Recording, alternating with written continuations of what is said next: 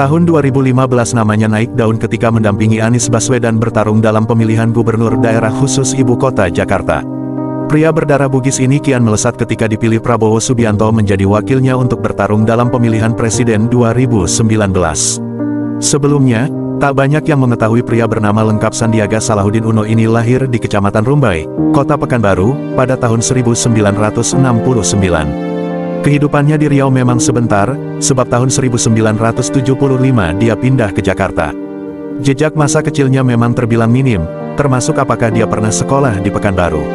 Pasalnya, kini yang tinggal hanyalah sebuah rumah di Komplek Jati Perumahan PT Chevron Pacific Indonesia yang dulunya bernama Caltex, tempat Sandi hidup bersama keluarganya. Ada informasi menyebut Sandiaga pernah mengenyam pendidikan di sekolah dasar Cendana di komplek tersebut. Namun, tidak diketahui sampai kelas berapa anak dari Rasif Halik Heng Uno dan Rahmini Rahman Min Uno belajar di SD itu. Kalau sekolah di SD Cendana memang iya, tapi itu tahun berapa kami harus melihat data lagi, kata Ketua Yayasan Cendana PT Chevron Denny Satria dikonfirmasi Liputan6.com, Selasa siang, tanggal 9 April tahun 2019. Denny menerangkan, Sandi bersekolah di SD Cendana dalam waktu singkat. Siapa saja gurunya kala itu, termasuk wali kelasnya, Denny tidak mengetahui pasti. Karena beberapa guru yang mengajar kala itu, sekarang sudah meninggal dunia. Masih ada beberapa, tapi sudah tidak aktif lagi karena pensiun. Jadi harus dilihat dulu data lama, sebut Denny. Oleh karena itu, Denny tidak bisa menggambarkan bagaimana keseharian Sandiaga Uno di sekolah, termasuk prestasinya selama belajar. Menurut Denny, hal itu bisa diketahui kalau dirinya membuka data 30 tahun yang lalu. Sudah lama kali, takutnya nanti salah. Kalau dicari data lama, bisa berhari-hari, tegas Denny. Terpisah, teman semasa kecil Sandi, Noviwaldi Jusman menyebut suami dari Nur Asia ini hanya beberapa tahun di Pekanbaru. Itu pun tidak menetap karena terkadang harus tinggal di kompleks Caltex di Duri dan Dumai. Setahu saya, cuman di komplek Caltex Minas saja yang tak pernah, rumah kami berdekatan, satu komplek yaitu Jati. Kalau di Duri, dia di komplek Sibayak, saya Merapi, kata anggota DPRD Riau ini. Meski pindah ke Jakarta, pria yang akrab dipanggil Dedet ini menyebut Sandi sering pulang ke Riau kalau liburan sekolah, baik itu SMP ataupun SMA. Ketika pulang inilah, Dedet selalu diajak Sandi main bersama. Anaknya ceria, supel bergaul, kelihatan pintarnya dari kecil, kata politikus Partai Demokrat ini. Sama-sama anak Caltex, begitu orang dulu menyebutnya, Dedet dan Sandi bersama teman lainnya sering bermain, alek-alek, atau peran.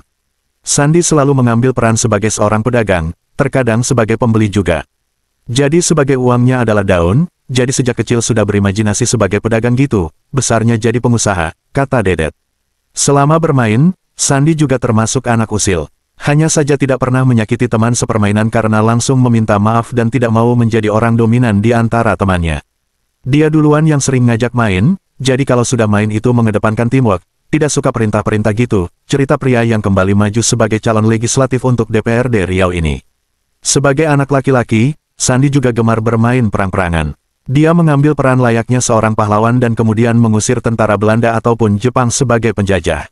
Jadi sejak kecil sudah nasionalis, hingga kini kalau bertemu selalu menyatakan NKRI harga mati. Enggak benar kalau ada tuduhan Sandi itu nasionalismenya kurang, tegas Dedet.